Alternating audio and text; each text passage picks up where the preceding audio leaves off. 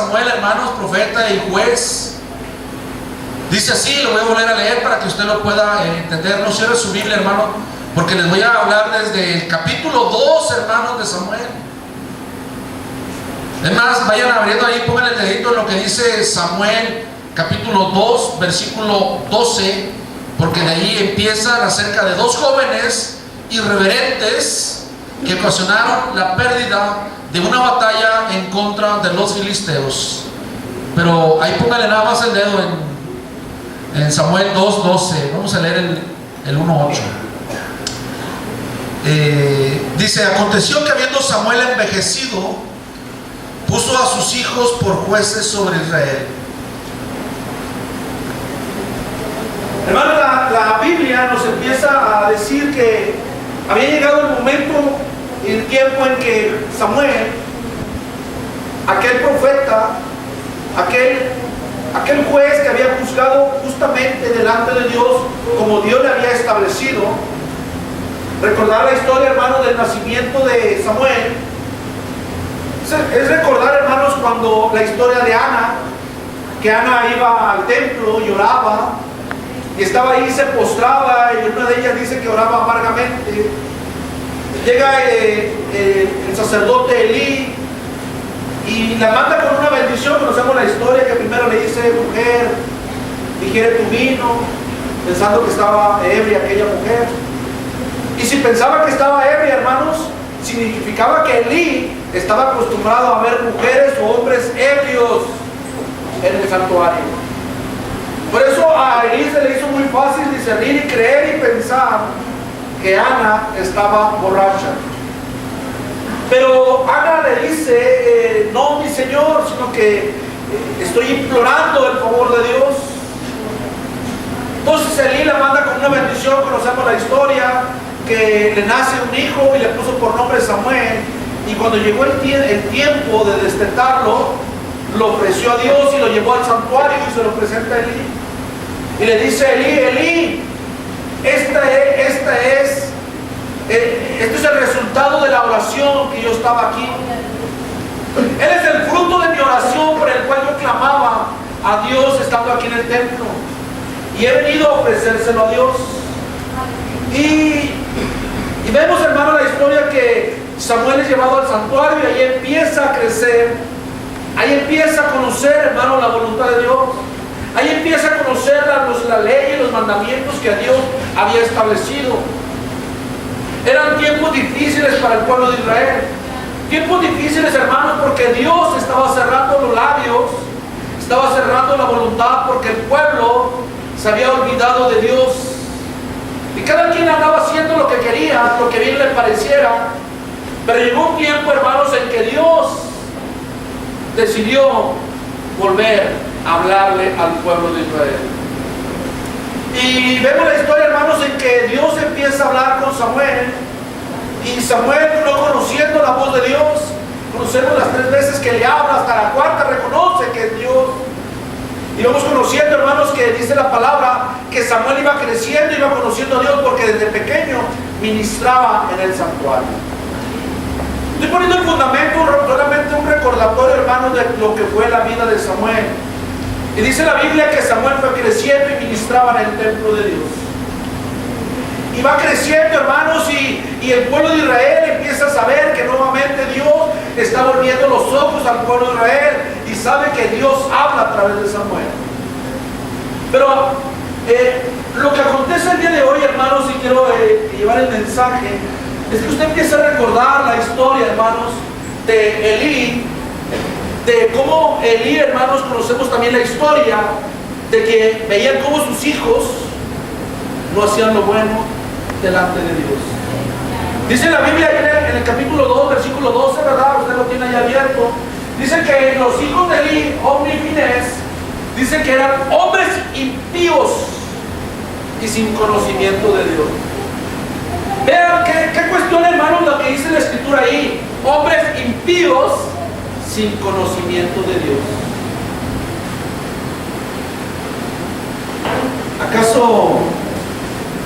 ¿Acaso, hermanos, Ofni y Finés no eran hijos del sacerdote Elí? ¿No acaso ellos recibían los beneficios de estar en la casa de Dios? ¿Acaso Ofni y Fines no se la pasaban en el santuario? ¿Acaso Ofni y Fines no estaban presentes en cada sacrificio o holocausto que hacía Elí? ¿Acaso Ofni y Fines no estaban cada vez que Elí daba el consejo y estaba dando la enseñanza al pueblo de Israel? Sí estaban, hermanos. Dos jóvenes que habían crecido, hermanos, bajo la mano tibia de un padre con conocimiento de Dios y con un llamado muy especial de Dios. Vean, hermanos, cómo dice ahí la Biblia que los hijos de Elí eran hombres impíos y sin conocimiento de Dios. Y aquí, hermanos, cuando la Escritura dice que eran sin conocimiento, es porque no habían tenido un encuentro con Dios. No habían querido buscar a Dios como lo buscaba la gente cuando estaba pasando una situación difícil. Solamente vivían bajo el ministerio de su padre. Buscaban las bondades del ministerio. Y sí sabían que Dios existía, pero ellos prefirieron hacer lo malo. Y eso orilló, hermanos, de que viniera un juicio sobre la casa de Elí. Vea que por causa de los hijos de Elí vino, hermanos, una palabra que Dios envía a través de un varón y que le lleva la palabra a Elí y le dice: Elí, por cuanto tú no has reprendido a tus hijos, porque los has tratado muy suavemente y les has permitido cuanta cosa, dice el Señor que te quitará del sacerdocio. Dice: y por señal será que tus dos hijos en el mismo día van a morir. Veía, hermanos, que Elí no les estorbaba a sus hijos. Y ahora vamos a entrar, hermanos, un poquito más en el tema. Eso es para que usted vaya recordando, para que vea cómo dos jóvenes irreverentes se metieron al lugar santísimo y sacaron el arca del pacto. En el capítulo 3, hermanos, empezamos a ver que se avecina una batalla con los filisteos. Hay una batalla fuerte y feroz, hermanos, en la cual sale el pueblo de Israel. Sale fuera de Ebenezer a lidiar una batalla con los filisteos. Y dice la Escritura, hermanos, que los israelitas llegaron derrotados. Y usted lee ahí en la Biblia, capítulo 3, hermanos. Dice que estaban, hermanos, habían perdido casi 6,000 hombres. Entonces le digo: no cierre su Biblia. Yo quiero que usted me vaya siguiendo, hermano, porque quiero que este mensaje llegue a sus corazones. El día de hoy, hermanos, yo creo que Dios va a hacer algo hermoso con ustedes. Vean, hermanos, que dice que cuando vinieron de la batalla, vinieron unos hombres, escaparon de allá, de aquella batalla, y llegaron, hermanos, y se presentan donde están los hijos de Elí, y vienen a quejarse, hermanos, y dicen: ¿por qué Jehová nos ha dado esta grande derrota? Mira, los tremendos le echan la culpa a Dios porque perdieron una pelea. ¿Acaso Dios los había enviado, hermanos, a pelear con los filisteos? O sea, ni por la mente de Dios pasaba, hermanos, que los israelitas tuvieran que ir a pelear con los filisteos. Simplemente, hermanos, el pueblo cuando no está quieto, el pueblo cuando no busca a Dios, sus mentes empiezan a divagar y no saben qué hacer. Por eso que en los tiempos de los jueces cada quien hacía lo que bien le pareciera. Y dice que volvieron, hermanos, con una tremenda derrota y dijeron: ¿por qué Dios nos ha traído a esta tremenda derrota? Y luego miren, hermanos, lo que dice todavía más. Dice que le dijeron a Ofni y Fines: llévenos el arca a la batalla. Y dice la Escritura, hermanos, que Ofni y Fines llevaron el arca del pacto a donde estaba la batalla. Estos tremendos irreverentes, hermanos, hombres impíos, osaron meterse al lugar santísimo donde estaba el arca del pacto. Y todo esto ya estaba siendo permitido por Dios, hermano. Dios no los acabó ahí, porque les quería dar una tremenda lección. Estaban en el lugar santísimo, sacaron el arca del pacto, creyendo que con el arca del pacto iban a vencer. Escúchame bien, creían que iban a vencer al pueblo de los filisteos. Y seguimos leyendo ahí en el capítulo, hermanos, en el capítulo 3. Y dice, hermanos, que llevaron el arca del pacto a la batalla. Y cuando vieron el arca del pacto, hermanos, los israelitas empezaron a emocionar. Dios viene a pelear por nosotros. Y cuando esas voces, hermanos, esos ruidos empezaron a sonar, se oyó hasta el campamento de los filisteos. Y los filisteos allá empiezan a decir, oye, ¿qué está pasando? Dice, es que mira, acaban de llevar el arca del pacto donde habita el Dios de ellos. Y los filisteos, atemorizados, hermanos, empiezan a decir, ahora, ¿saben qué? Ahora nos vamos a esforzar y vamos a ser más valientes, porque nosotros no vamos a ser esclavos como nosotros los tratamos a ellos. Había un temor, hermanos, pero vean la condición, hermanos, que tuvieron que pasar los israelitas, porque todavía en la gente y en el pueblo de Dios, hermanos, existen estas cosas. La reliquia más sagrada del pueblo israelita es el arca del pacto, o el arca de la alianza, como usted guste llamarlo. Es aquella caja, hermanos, si usted quiere llamarle así, que estaba encima de la tapa, estaban dos querubines cubriéndola. Pero dice la Biblia, hermanos, que en el interior del arca del pacto, el arca de la alianza, estaban los mandamientos que Dios había establecido en el monte Sinaí. En el interior estaba el maná que Dios había mandado del cielo. En el arca del pacto, hermanos, estaba la vara de Aarón. Allá donde están escritas las genealogías, hermanos, aquella que utilizó Dios, hermanos, para hacer los milagros allá en Egipto. Y estos tremendos irreverentes, hermanos, la habían tomado y se la habían llevado y creían, hermanos, que era un simple amuleto. Esta nos va a dar suerte, esta nos va a dar la victoria. Vean el enojo tan tremendo de Dios, hermanos, al querer aplicar la reliquia más sagrada del pueblo israelita, como si fuera solamente, escúchame bien, un instrumento de suerte para ganar una batalla. Y los israelitas pensaban que le iban a dar la victoria con el simple hecho de que estuviera el arca del pacto.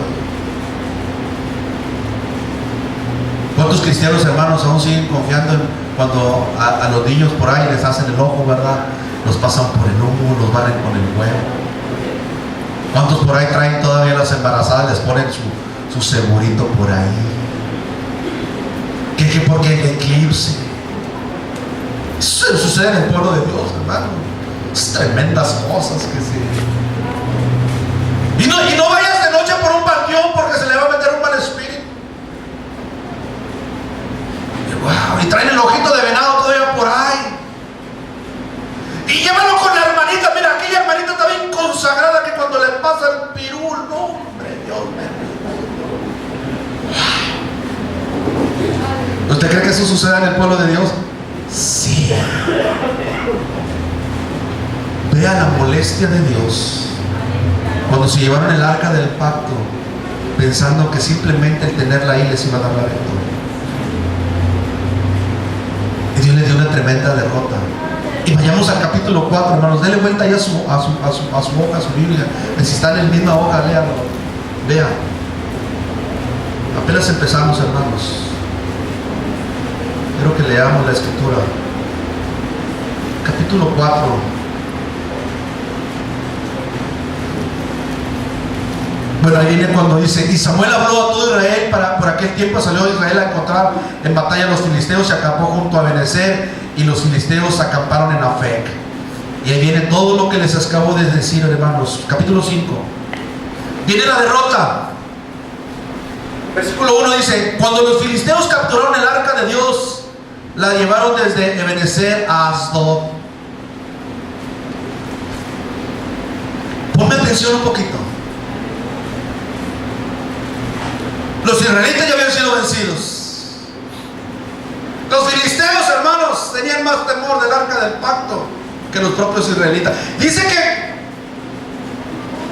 tomaron el arca del pacto y la llevaron desde el lugar de la batalla, que era Ebenezer, y los llevaron hasta Bec. Ahí donde estaba el territorio de los filisteos, hasta Asdod. Y miren lo que dicen: y tomaron los filisteos el arca de Dios y la metieron en la casa de Dagón. Escúchame bien, porque parece algo como que te vas a reír y como que crees que no sucedió, pero si está en la Biblia, sucedió, hermanos. Ve lo que dice ahí, hermanos. Mira, los filisteos, hermanos, pudieron haber quebrado el arca del pacto ahí, la pudieron haber deshecho. Era de oro, hermanos, la pudieron haber fundido y la llevaron, hermanos, como un trofeo a su dios Dagón. Dagón, hermanos, tiene la figura, lo tenían simbolizado así como con una cabeza de pescado, con manos fuertes. Y vean, hermanos, que dice que pusieron el arca del pacto, lo metieron al templo de Dagón y lo pusieron a un lado de Dagón. Y se fueron, se salieron, hermanos. Escúchame bien, porque ahorita Dios te va a hacer que sonrías de la magnitud del poder de Dios, hermanos. Aleluya. Dice que lo metieron ahí en el templo y estaba aquella estatua, hermanos, porque era una estatua de yeso, hermanos, lo que estaba en ese lugar. Aleluya. Dice que cuando salieron del templo estaba el arca del pacto, y al día siguiente, cuando salieron, hermanos, cuando regresan, dice la Biblia, léalo ahí, dice que Dagón estaba postrado frente al arca del pacto. Aleluya, gloria. Wow, hermano. Mira lo que hizo Dios, hermanos, del arca del pacto. Los tremendos israelitas pensaban que les iba a dar la victoria, y mira ahora lo que estaba haciendo el arca del pacto, hermanos, donde habita la presencia de Dios. Y el arca del pacto hoy simboliza la palabra de Dios que tienes escrita en tus manos, hermanos. Gloria a Dios. No sabes la fuente de poder el estar en ella. Dice la palabra de Dios, hermanos, que Dagón amaneció en la mañana postrado. ¿Quién lo habrá bajado? ¡Wow! Un simple mono fue y se postró donde habitaba la presencia de Dios. Y que lo levantan aquellos tremendos y se vuelven a salir, y al día siguiente, hermanos, ándale, más lección para los filisteos. ¿Quieres comparar a tu Dios con mi Dios? ¿Y qué aparece al día siguiente? Dice que estaba tirada el cuerpo de Dagón, sin las manos y sin los pies, el puro tronco. Yo me imagino, hermanos, escúchame, yo digo, a lo mejor sonríes. Yo me imagino tratando de satirizar, hermanos, un poquito esto, para que tú me entiendas, porque muchas veces es bueno llevar una forma, una práctica para que entiendas lo que estaba sucediendo. Tal vez yo trato de imaginar, hermanos, que cuando llevan el arca del pacto y Dagón empieza a voltear a ver, oye, pues se ve bonito, este sí es oro, y a mí la cabeza de pescado, pues puro cobre.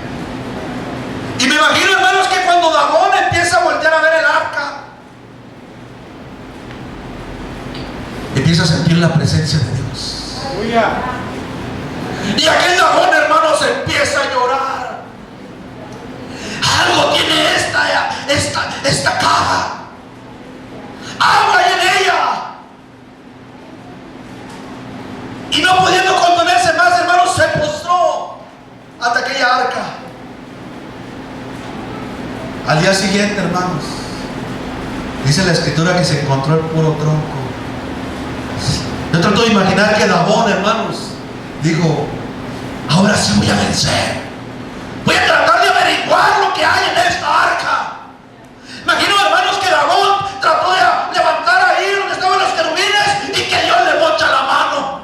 Gloria a Dios. Ándale. Y que quiso hacerlo con la otra y ándale que le mocha la mano. Ya enojado Dagón, hermano, le quiere dar una patada y que le mocha las dos patas. Imagínate. Gloria a Dios. Sonríe. Santo. Ve lo que la pura presencia de Dios puede hacer, hermano, con los enemigos del Señor. Es algo hermoso, hermano. Y dice la escritura, hermanos, ahí que los filisteos estaban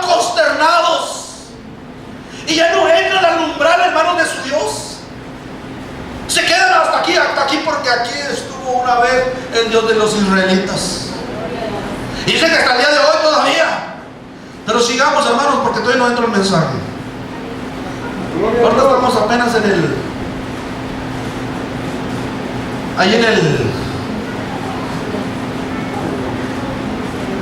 el fundamento para que lo empieces a entender. Y dice: y se agravó la mano de Jehová sobre los de Asdod, y los destruyó y los hirió con tumores en Asdod y en todo su territorio. Querían llevar el arca del pacto para que pelearan por ellos. El Señor dice: yo no soy ningún instrumento de suerte. Le decía a los sirvientes: contigo, sin ti, yo puedo vencer a pueblo numeroso. Y ve, hermanos, dice que empezó la mano de Dios. Fíjate, dice ahí que empezó a llenar de tumores a todo el territorio de Asdod.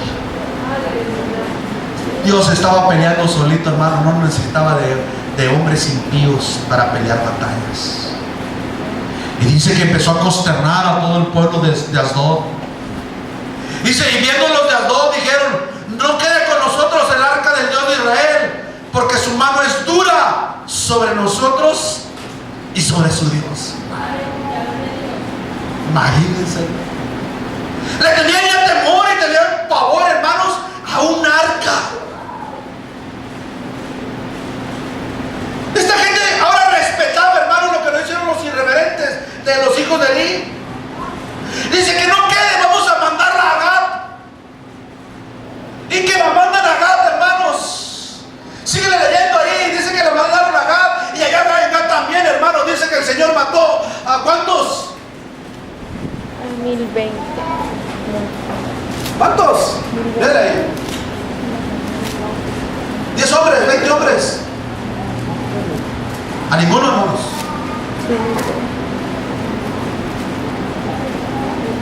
Vean. Estaba en el versículo. Voy al versículo 8. Convocaron pues a todos los príncipes de los filisteos y le dijeron: ¿qué haremos del arca del Dios de Israel? Y ellos respondieron: pásese el arca del Dios de Israel a Gat. Y pasaron allá el arca del Dios de Israel. Y aconteció que cuando la habían pasado, la mano de Jehová estuvo contra la ciudad con gran quebrantamiento, y afligió a los hombres de aquella ciudad, desde el chico hasta el grande, y se llenaron de tumores. Entonces enviaron el arca de Dios a Ecrón, hermanos. Y cuando el arca de Dios vino a Ecrón, los ecronitas dieron voces diciendo: han pasado nosotros el arca del Dios de Israel para matarnos a nosotros y a nuestro pueblo. Y enviaron y reunieron a todos los príncipes de los filisteos diciendo: enviad el arca del Dios de Israel, vuélvase a su lugar y no nos mate a nosotros ni a nuestro pueblo, porque había consternación de muerte en toda la ciudad, y la mano de Dios se había agravado ahí, y los que no morían eran heridos de tumores, y el clamor de la ciudad subía al cielo. La mano de Dios acabando con la gente en Asdod, ahora en Gat y después en Ecrón.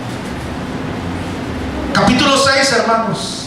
Ahorita llegamos al 8, ahí se viene el mensaje del 8. Y ahí en el capítulo, hermanos, en el capítulo 6 dice que estuvo ¿cuántos meses ahí con los filisteos? 7 meses. Escúchame bien, 7 meses, hermanos, el arca de Dios en territorio de los filisteos. Y buscan y hallan un consejo y la quieren devolver a Israel. Y en el versículo 6 nuevamente se vuelven a preguntar, dice: ¿qué haremos del arca de Jehová? Y la empiezan a enviar, hermanos, pero no la mandan con las manos vacías. Vean, los mandan con tumores de oros y con ratones de oros. Porque ellos preguntaban: ¿cómo les vamos a pagar ahora a los israelitas? Aquellos israelitas, hermanos, estaban allá en Israel llenos de miedo, llenos de temor. Estaban esperando que los filisteos los fueran a atacar. Estaban encerrados en sus casitas. Y acá Dios, oh Dios de mi vida, acabando con el pueblo enemigo. Y mira, aquellos que estaban allá en sus casitas, de repente va a resultar que van a recibir recibir hasta dinero porque reciban el arca de Dios. Lo que habían perdido unos tremendos, ahora se les iba a regresar. Pero mira, con intereses. Ojo, vamos, para que te vaya entendiendo ahorita. Estos son solamente un fundamento. No se pierda todo el capítulo 6, hermano. Vean. La mandaron a Bet-Semes. Y vean lo que dice aquí. Dice que cuando envían el arca, dice, los de Bet-Semes segaban el trigo en el valle. Estoy en el versículo 13. Y alzando los ojos, vieron el arca y se regocijaron cuando la vieron.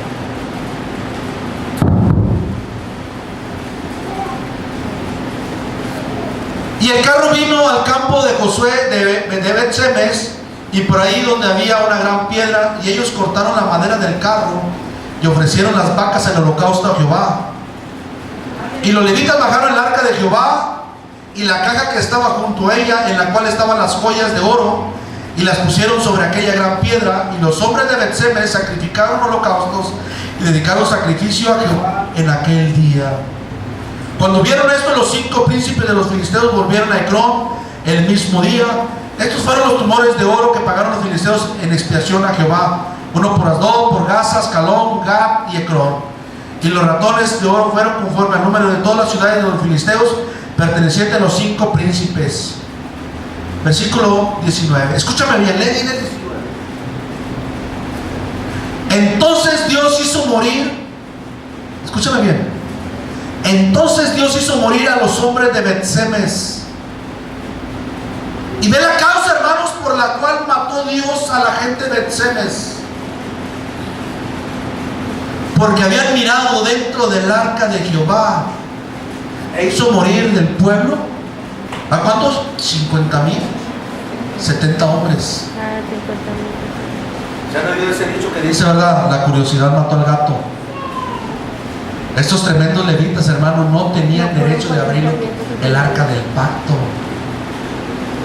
Y los curiosos, vean, por eso dice la escritura que la raíz de todos los males es el amor al dinero. Mira, pues si nos trajeron tumores de oro y ratones de oro aquí por fuera, ¿qué cosa no habrán metido dentro del arca del pacto? Y aquellos levitas abrieron el arca del pacto, algo que no les correspondía a ellos. Y por osar, escúchame bien, por osar levantar la reliquia o abrir el interior de la reliquia más sagrada del pueblo israelita, Dios mató de un solo golpe a 50,000, 70 hombres. ¿Por qué hubo más mortandad con eso? Porque estos levitas sí tenían conocimiento de Dios. Ellos sabían lo que había en el interior del arca. Ellos sabían que en el interior del arca estaban las tablas de la ley. Ellos sabían que en el interior del arca estaba el maná que Dios había enviado en Egipto, bueno, en el desierto. Los levitas sabían, hermanos, que estaba la vara de Aarón ahí, pero ellos buscaban otra cosa. Si afuera del arca había oro, ¿qué nos habrán mandado ahora los filisteos? ¿Usted cree que se imaginaba que podían mandarle por ahí una hamburger o una carnita? O sea, no, buscaban oro. Y por esa osadía